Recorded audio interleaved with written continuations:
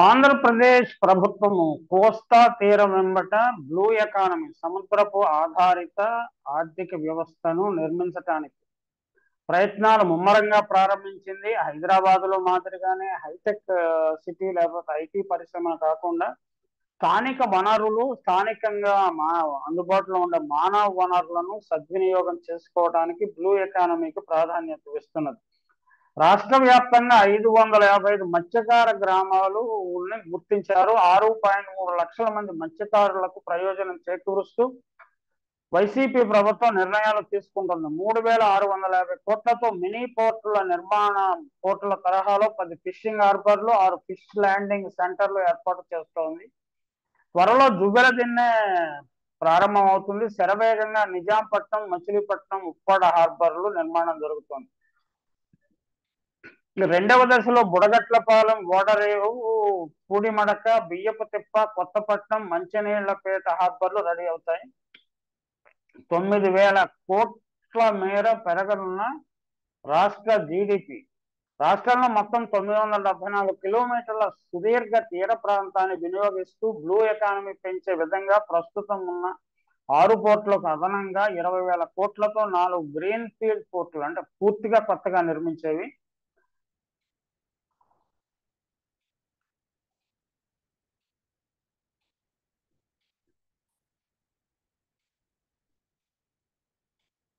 10 fishing హార్బర్లను 6 fish landing సెంటర్లను అభివృద్ధి చేస్తోంది. 16,000 కోట్ల వ్యయంతో రామాయపట్నం, మచిలీపట్నం, మూలపేట, కాకినాడ గేట్ వే పోర్టులను శ్రీకారం చుట్టింది. ఇందులో రామాయంపట్నం పోర్టు ఈ ఏడాది చివరకు మిగిలిన 3 పోర్టులు 2025 నాటికి అందుబాటులోకి రానున్నాయి.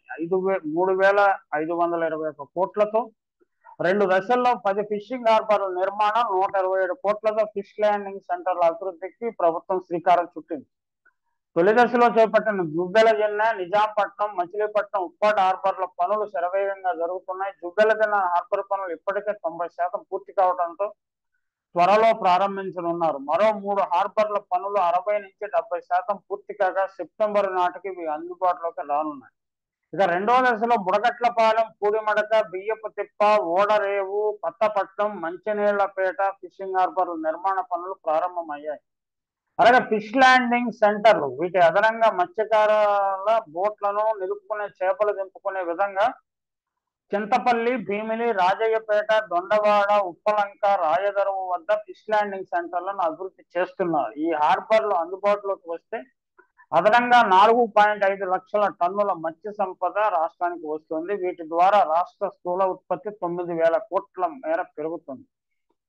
ఈ పనిని గత ప్రభుత్వం 14 ఏళ్ల పాలనలో చేయలేదు. అయినా ఆయన విజనరీ అని అతని గురించి విపరీతంగా పొగిడే మీడియా ఉన్న విషయం తెలిసిందే. అయితే చేయని పనుల గురించి కానీ అవకాశాలను సద్వినియోగం చేసుకోలేని పరిస్థితులు కానీ ఎక్కడ పచ్చ మీడియాలో ప్రస్తావనే ఉండదు.